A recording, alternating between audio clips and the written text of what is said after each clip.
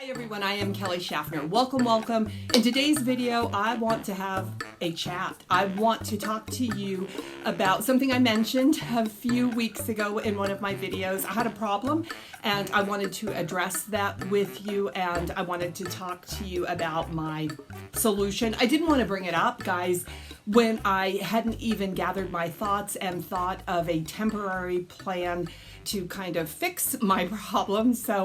Well, I knew that once I had done that, I would address it with all of my friends and fellow thrifters and resellers right here on YouTube, and today is the day. Now, I also have a donation. This is a donation from a friend of mine, so I thought I would share some of this clothing. This is actually pretty heavy, and there's no silver in it. This is Nambi silver that's really popular in the area that I live, but this is all clothing that was donated by a friend, and I'm so very grateful for this donation because this is the problem. I ran out of inventory. And before you click off this video, because I know some of you are saying, I can't relate, I don't need to hear a thing about this topic. I get it. I do get it, because I understand a death pile. It is a situation that I have had, and that's where my struggle was in making this video. Number one, I had no plan on how to fix the situation, and number two, I was very concerned about coming across as being almost pompous, like I have no death pile. We make lots of jokes about death piles, and we talk about death piles, but the truth is, the death pile is called the death pile, I think, because of the way it makes you feel. And what is the death pile? The death pile, if you are unfamiliar with that term, it is just an accumulation of inventory that is not listed for sale in your stores. And it can be accumulated in a lot of different ways, perhaps over thrifting and under listing. Maybe I've ordered too many mystery boxes and I just want to list items because I invested my hard-earned capital into those boxes. Maybe it's been donations from friends, and I think the zero cost of goods, it makes good sense to get everything listed if I got it for free. Perhaps something's happened outside of our control, right? I mean, that's what happened to me, and that is how I ended up with no inventory. But the same can be said for accumulating that death pile if there is an illness, or if you need to leave town, or anything that comes up and I just don't have the time or the energy to address the things in that pile. A few months into my journey in reselling, I went to the bins for the first time. But prior to going to the bins, I was watching YouTubers, creators right here on YouTube. I was watching all of the haul videos that I could consume in the early days of my reselling. And I mean, I was actually watching. I wasn't listening and working at the same time. I was watching. I was looking at those tags and just hanging on every word. I had a couple favorite YouTubers. I think everyone does, right? There was a couple channels I thoroughly enjoyed, and they put out regular content, which was Goodwill Outlet bins hauls. And let me give you just an example of the type of content they put out. They would put out a video on Monday of 100 pounds of pieces they found at the bins and share all the information about those items. So much fun. I learned a lot. I started to expand my brand knowledge by watching those videos. But wait, there's more. On Thursday, they would put out another video, another 100 pounds they picked up at the bins, and basically the same thing. But the coolest part about these creators that really inspired me is on Sunday, they would share what had sold that weekend or what had sold that week, and I would see items that they had picked up in just that last week. I mean, in very, very recent hauls, and I was so impressed, I was inspired, and I wanted to replicate that in my business. If you've been here for any length of time, you know I love to thrift the bins for my business, and I like to share those hauls with you. But the first time I went to the bins, after watching these creators, I didn't just go once. In a week's time, I went to the bins 6 days. 6 days, and I brought home over 200 pounds of clothing. I had a blast thrifting all of those items. But what I remember distinctly is returning home and my husband unloading 200 pounds of clothing into my garage and there was a mountain, a literal mountain of clothing in my garage, and it was not a good feeling.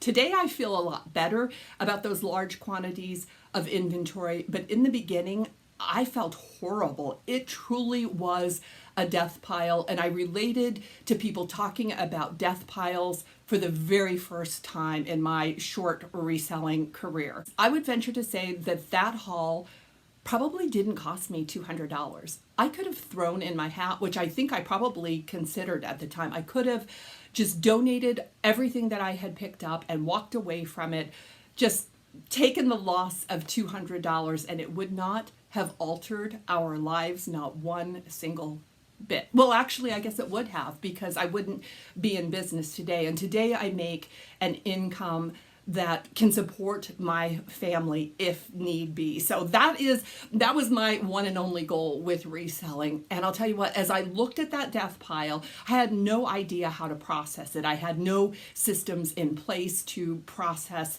a gigantic mountain of inventory like that. And I look back on my favorite creators, those resellers that were sharing their hauls, and that was the biggest difference between them and me, a rookie reseller, is that they had experience, they had know-how, and they had processes in place. Well, how do you put a process into place? By doing it. I don't think you can set up processes until you just take a stab at it. You try to tackle the task in front of you, and you learn with every single try.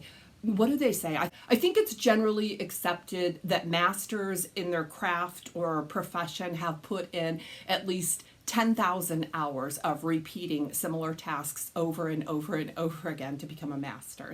So one of the reasons I felt so much anxiety and overwhelming,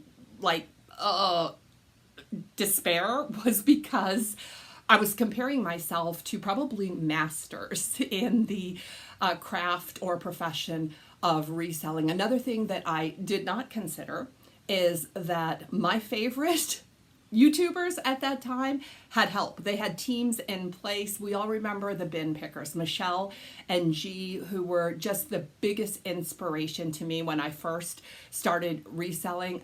That was a husband and wife team, 2 people. That's twice as much as this solo business that is just me. But I was comparing myself to them, and they had years of experience under their belts as well. And I didn't consider that. I thought if they could do it, I can do it. The other YouTuber that I really enjoyed watching had a photographer, and she had a lister. So I think that she did all of the sourcing and processing, and then she handed her product on to someone else. So those are things that I had not considered. And having that accumulation of inventory sitting in my garage gave me some pretty crappy feelings about myself, about my business, about my ability.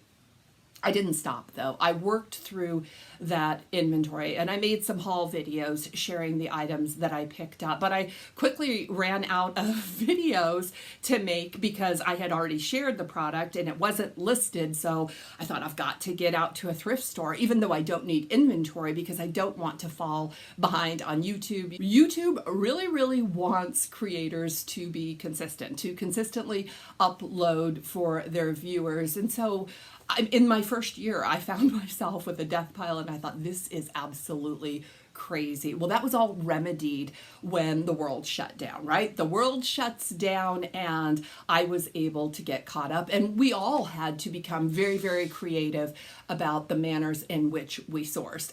I made videos about different sourcing options. I remember sourcing off Craigslist, and I met strangers in parking lots to buy their clothes for the first time in my life. I ordered mystery boxes, which I do not recommend as a business strategy. I think it's a very poor business strategy. I think it is great fun, although they can be a short-term solution to get that inventory into your business right away and have items to list. Okay, I did say that I was going to share some clothes, and I'm going to. Let's take a little break here. I'm going to keep talking as I share the items. This is, I don't think I'm going to sell this, guys. This is not a brand that does particularly well for me.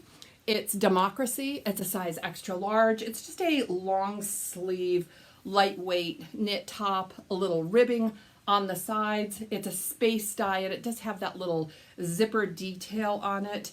Might save that one because you guys know that I do need inventory. So I'm thinking about saving that piece. I don't think there is not a tag on this one. I could not find a tag. This would be great to wear with leggings. It's got that little lattice detail on the back of it. Unbranded, space dye, longer length, knit, stretchy knit top. It's a size extra large. That's the size of my friend, but I am not going to sell that. I think everything else I am going to sell. Athleta. This is an Athleta piece. It's an older tag, but I'm going to sell this. I kind of like this piece. It's a light brown, tan colored, stretchy tech exercise top. It does have some detail in it, some texture, as you can see right there. And it's a longer length is one of the reasons that I do like it. I think this is also in a size extra large. So even though it is an older tag, it's a great size and a pretty substantial piece for an exercise top. So we're gonna sell that one. I wanna talk a little bit about surviving the pandemic and finding inventory, pivoting, that word that I do not like, pivoting during the pandemic and finding inventory. And so we do that, right? We all do that, and businesses survive and thrive and grow through all of that. And I was feeling maybe a little bit cocky. This is another Athleta. It's an Athleta size 12 black, kind of like pants. They're a skinny pant. I don't know. Some of you probably know what these are. You know, I'm just learning my activewear right now. Zippers on the back. It's got some different textures. The bottom or the back or the bottom feels like leggings, and this feels more like a nylon pull-on pants. And during the pandemic, I get rid of my death piles. When the bins start opening up, I continue to go to the bins and I start to learn how to process large amounts of inventory. I put processes into place so I never have to think about how to do this. I am very, very honest with myself when I pick up a piece like this right here, and I can say, do I want to sell this or not? There is value in probably everything. There's a buyer out there for everything. The question is, do I want to store it? Will it pay the rent? If this top, this little mock neck cropped tank top, will this pay the rent if I have to keep it for 3 or 4 years? Because it could take that long to sell. Yeah, looking at sell-through rate on the items that you add to your stores can give you a better idea. I mean, it's not foolproof, but it can give you a better idea. I will donate the Gap top. I haven't even looked it up. I don't know what the comps are. I don't know what the sell-through rate is. I'm not excited to list it. This is where I get honest with myself. I'm not excited to list it. It does nothing for me. I don't believe that it's worth much on the resale market, and I believe that it will take a long time to sell, that I will list it and store it in my inventory for a few years before it sells. That's what I think. So it immediately gets sorted into a donation pile. And guys, I have become so good about making donations every single week. I've also become really, really good, probably too good, about taking items to the buy, sell, trade. I am going to the buy, sell, trade store at least once a month. On some months I go twice a month, and just getting items out of my workspace that I have no intention, no desire to sell at all. And I don't fool myself about the value. Some items may have value, but I am not going to list them. I just know myself. After doing this for a few years and considering myself past the rookie stage, I know that's not getting listed. There is no sense in putting it in a bin, not even an emergency bin, which we're going to talk about that in a moment. So how do I end up with zero inventory? Well, the plague hit us, guys. We got the plague. My husband brought it home from work. He was sick for a few days. 3 days later, I got it and my mother got it. And yes, we did all the separation in the house, but I am my mother's caregiver, and I also had to care for my husband when he was sick. So inevitably, we all ended up with the plague. Now, the good news is Mom and I did not get real sick. Both of us had a little extra fatigue, but we were basically asymptomatic. My husband was not. He got sick with it. And I decided that we should quarantine, that we should just stay home for a week. I stayed home for 10 days. I didn't go to a grocery store. I didn't go to a thrift store. I stayed home for 10 days and my mother stayed in the house for 12 days. And that's just a choice that I made. If you would make a different choice, I respect that. I hope that you will respect that I can't help but be a helicopter daughter. I expect my mom is going to become a centurion, and she's really relying on me to one day celebrate her 100th birthday. When this all happened, I had about 4 or 5 days of inventory to list, and so I was prepared for not even a week, and I started to panic. It made me very, very nervous. I started feeling the scarcity and the deprivation. I felt that almost immediately. So what did I do? If you watch my videos, you know I immediately got on that ThredUp website and ordered some mystery boxes. Next up, we have, it looks like joggers. These are Calvin Klein. These are a size large Calvin Klein joggers. Something has been cut out, and it's not, the size is printed right there, but you can see that tag right there has a cutout. These are a black jogger. They're in really nice condition. Do I want to list these? I will look up comps on this Calvin Klein Performance. I know this is a brand that is sold at Macy's. I actually like Calvin Klein Performance workout wear myself. Do you? Guys, let me know. Not your favorite activewear to sell, but your favorite activewear to wear for you. What would that brand be? Leave it in the comments below. I like Under Armour. I also like Calvin Klein. Anyway, okay, so that is completely off topic. But my point is, I ran out of inventory. So I ordered those boxes and then I ran into my own personal closet, and there just wasn't much to pull from my personal closet. I've gotten really good about items that I don't want, like something that's ill-fitting and I wear it a couple times, a pair of shoes that I wear a few times and I say, this is not for me. I immediately get it listed in my stores. So next up we have a dress. This is a polyester dress. I'm going to go ahead and list this dress. I would not pick this dress up at the thrift stores. I don't even know if I would pick it up at the bins, but I am going to get it listed. I think this is Calvin Klein too. I'll show you the tag in a moment. This is a knee-length brown dress, and it is a halter style. Is it halter? No, it's not a halter style. It has the spaghetti straps. This is what confuses me. It does have this tie that will tie on your back, so it's going to look like it has a cutout on it. This might be Gap or Banana Republic. Banana Republic, it's a size large. My friend is really tall, so sometimes she gives me clothing that is made for tall girls. But I'm going to go ahead and list this because I do think that I can sell that for $20, maybe. So once I ordered those ThredUp boxes, I checked the tracking on them, and they were coming from Pennsylvania, which is the warehouse that is the furthest from me. And when I get boxes from Pennsylvania, they normally take over a week. So now I'm like, yeah, going through my closet, just looking for anything to list. I considered going through my mother's closet to see if there was anything that I could find in my mother's closet. I really felt desperate. Now I realize that there are plenty of things that I can do to put in my work hours every day without listing. But I can't thrift, and I don't have anything to list. I'm relisting. I do that on a regular basis anyway. But so I started feeling sorry for myself, and I thought I need to call my girlfriends and have a little pity party, and they'll feel inclined to clean out their closets. I'm just telling you the truth, like the thoughts that really went through my head. And then I take responsibility for this, Kelly, because you landed here, not because of anyone else, just the decisions and the practices that you were implementing in your business. So I resisted that. I did not ask for this donation. My friend donates probably 3 or 4 times a year a bag about this size, and I so appreciate it. Let's see what else she donated. This is a pair. This is joggers, guys. These are Athleta joggers. They are a size large.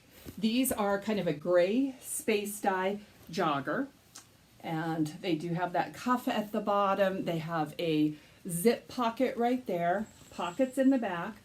a drawstring waist on them. They're in excellent condition. I do love that she loves Athleta. Let's see, are you Athleta? And this is another Athleta. This one appears to be a little newer. This is the tag. It's still not the newest tag, but this is Athleta size 2. And they don't feel, these are exactly like the other ones. I wonder if I should lot them up. I don't remember if they're the same size. But the legging fabric on the back and almost a nylon fabric in the front. Those, are these the Trekkie leggings, Trekkie pants? Because these are reminding me a little bit of the Trekkie shorts that I have listed or sold prior. Okay, before we get back to the chat, I've got one more pair of leggings. I want to see if they are the same, and they're not. They're a little bit different, but they are Athleta. They're a size large. They are black, which I think is great. Zippers on the bottom and slash pockets, but a zipper pocket in the back. Slash pockets in the front. What size? Size large. Great size. I have one more piece. I'm going to save that. I think it's a pretty spectacular piece, and I'm excited to share the last piece with you. Let's get back to the chat. So this little crisis, it's come close to happening before, and I just had to make a plan to get out and thrift for my business. The problem is when I am under the gun to find inventory, to meet quotas, and I say quotas, I don't have a week, I list X amount per day.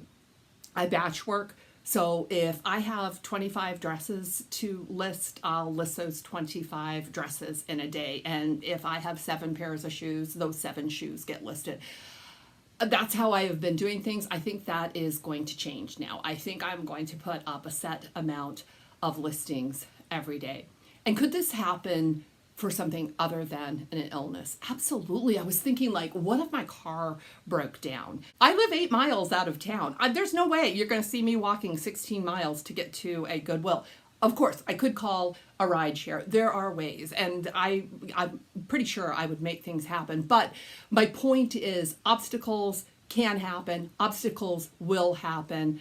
I was not prepared for that. Are you prepared? I'm asking you that seriously. And some of you are saying, yes, yes, yes, I have a big death pile, and I'm envious to some degree. But I have to be honest with myself about how I feel about having large quantities of unlisted inventory. It makes me feel bad. It makes me feel bad for my husband as well. Let's move on to the solution part of my little chat with you guys today before I show you the one piece that I think is really fabulous. This is my temporary solution, and I welcome your feedback, your opinions, and if you're willing to share what it is that you do to keep your business running smoothly. So I've been thinking about this, and what I thought was I need an emergency fund of inventory. I think that we can all decide for ourselves what that emergency fund looks like. For me, right now, I have decided upon 100 items. That should keep me actively listing on my platforms for about 10 days. And I should be able to replenish it, hopefully. Hopefully I don't have an emergency that lasts more than 10 days. But I also, as I was thinking about this and gathering my thoughts for this video, I thought I need a draft bank. I have used draft banks before, which just basically means you have drafts that are ready to go for days that you're not going to be working, like vacations perhaps, or a weekend away. I have been able to put those draft banks together because I am excited about an event that is coming up and I have no intentions of working, but I have not been able to fund an emergency fund of inventory just to keep my business running at the status quo. Are you following me here? So 20 years ago, it's almost 20 years, I'm fronting myself. In September, I will, God willing, celebrate 20 years of sobriety. So I get sober and my mind clears up and I realize that my financial life is a wreck. And I truly had no everyday living financial skills. I know you're probably saying, I was 38 when I got sober, guys, and how does that happen? It happens all the time. And alcoholics, guys, are not the only people that have difficulties managing personal finances. But when I got sober, my mind was clear enough to realize that I didn't have a handle on my finances, and I decided to enroll in Dave Ramsey's Financial Peace. Are you familiar? If you know someone that's done Dave Ramsey or has been involved in Financial Peace, that's all they talk about. And I get it, because it's truly life-changing for some of us. For me, it was life-changing. And okay, we're going to quit talking about that. The number one, the first step in that Financial Peace University is to fund an emergency account. Dave Ramsey asks everyone, before you start paying bills and looking at your finances, fund an emergency account. He asks everyone to get a $1,000 emergency account funded. I actually did the Dave Ramsey thing like in person in a class with a group of people, and it was amazing.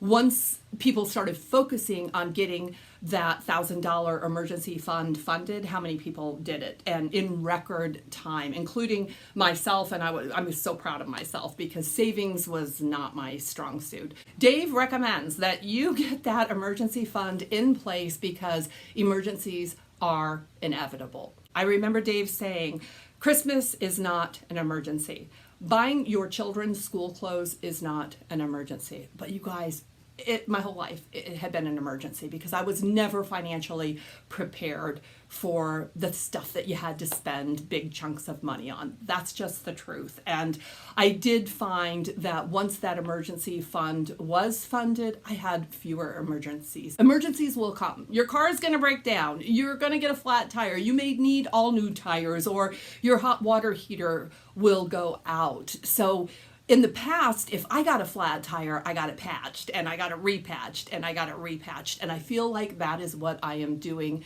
in my business. When I ran out of inventory, I panicked and I patched it with a couple Band-Aids from ThredUp. That is what I am doing, rather than having this emergency fund of inventory ready to go in my business. Some of you might be thinking right now, Kelly, you ordered that ThredUp inventory, you've got this donation from your friend, you are funded. But the problem is, or this is where the rub comes in for me, this isn't all inventory that I'm real excited to list. Definitely not mystery box inventory. I don't even think it's a good idea to keep mystery boxes just stacked up somewhere in my garage in case of emergency, because in my last ThredUp mystery box, I'm listing 4 pieces from 25 pieces. So if I keep 21 mystery pieces that I don't even know what they are stored in my garage, it's just like keeping something like this. That's the way that I see it. I need to have my emergency fund funded with clothing that I'm really, really excited to get listed. I'm moving to a more regimented and disciplined last in, last out inventory or listing system. So what that means is, let's just say I go sourcing on Monday and I bring home 20 items. It's late in the day and I don't get anything listed. But the next day I go thrifting again. And on Tuesday, I find the holy grail, right? I find a designer, on trend, in demand item. I am so excited about that item. I bring it home, but I still have 20 pieces that I picked up on Monday. So what came in last, which is that designer piece, that does not get listed until the everything from Monday gets listed. I've been operating like this for a while, but it's not always regimented, because I do get really excited when I find something great and I want to get that listed right away. Also with mystery boxes, I film a mystery box and I want to get the pieces listed before the video goes live. So in that case, it's first in, first out. And I don't think that's the best way for me to operate. I can just hold those videos. It's not taking me months and months to get things listed, but I want to have a bank, an emergency fund of at least 100 items. And how many items do I need in my draft bank? I need the same. I need 100. Because here's the thing, when your emergency fund can pay for a full set of tires, you don't have that repeated emergency of another one blew out and another one blew out and putting patches or Band-Aids on the problem. So how do I get to 100 pieces in my emergency inventory fund and 100 drafts that are ready to go. Again, with the drafts, I will do last in, last out. How do I get that draft bank? I get the draft bank by not listing all 25 dresses as soon as the listings are built. I am going to have to discipline myself. I have not operated like that in the past. I have only operated that way when I was going to do something fun. So it was worth it to me to do it, and this just feels like the responsible thing to do. How long will it take me to build both the draft bank and the emergency inventory fund? I hope to have it done within 90 days because I feel like I need to consistently list, and this is it right now. I'm sharing with you everything I have to list at this point, and I will be sourcing tomorrow. So I'm really playing catch up here, which is okay. It's okay. I can do it. I am determined to do it, but I think I am more determined right now to get that draft bank built and to get that emergency inventory set up and ready to go. I need to be better prepared for emergencies. I won't feel the stress and the scarcity and that deprivation that causes stress. That causes stress for me. I want to operate my business like a professional endeavor. I remember that I was very surprised on how quickly I was able to fund my financial emergency account when I started Financial Peace University. I hope that is the same with this emergency fund that I am getting funded. I'm going to keep you guys posted and let you know what my draft bank looks like and what my emergency inventory fund looks like. I am committing to getting 3 drafts a day into my emergency fund. That should take me, that looks like about 5 weeks, but I'm thinking 90 days. It's going to take about, that's what I'm giving myself, 90 days to get this all done. Anybody else? Anybody want to do this with me? If you do, just leave a comment or message me on Instagram and we can do this together. I feel like I need it. I don't know that you need it, but I also know that I'm pretty ordinary, guys. I'm definitely not exceptional. So if I've run into this problem, other people have run into this obstacle. I'm open to your advice, your suggestions, and your feedback. Please share freely because not only will you help me, but the others that read the comments, they'll learn as well. Okay, this is the final piece. I was so excited about this piece. Let me share. This is the back of this jacket. You can see me right through it, right? It is sheer. It is almost like a tulle net on this jacket. And these are all leather. They are leather leaves. And you can see how the veins of the leaves are how it is stitched on to the tulle. This is a zip front. I should have zipped it for you. Shall I do that right now? Oh my gosh, I just noticed this zipper pull is a leaf too. I'm going to share that with you. Look at that. Can you see it? Because it's covering my head. I don't know if you can see it. I sure hope that you can. That is extra special. This is the brand. Istanbul Leather Bazaar. This is a size 42. It does have some shoulder pads in it. It is in pristine condition.